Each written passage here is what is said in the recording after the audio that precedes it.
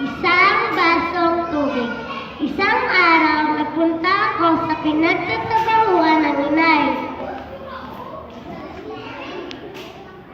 Isang mayamang pamilya ang pinaglingkuran niya.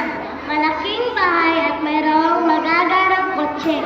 Isa lamang labandera ang inay ko at patay na ang itay ko.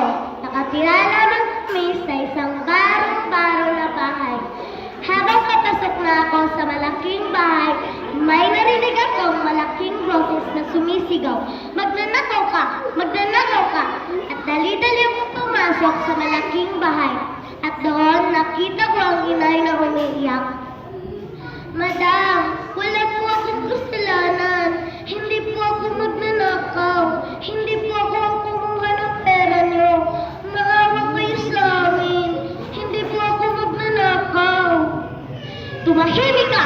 Sinungaling! Pinagtrabaho kita dito at ito pa ang igagaltin niyo sa akin? Mga patay puso! Lumayas kayo sa pamamahay ko! Layas! Layas! Guard, ilabas mo ang mga aso at ipakain ang mga hampas lupa na ito." Tumakbo kami ng tumakbo palabas ng bahay hanggang sa nakarating kami sa aming bahay. May sakit pala ang inay. Inaapoy siya ng lagnat.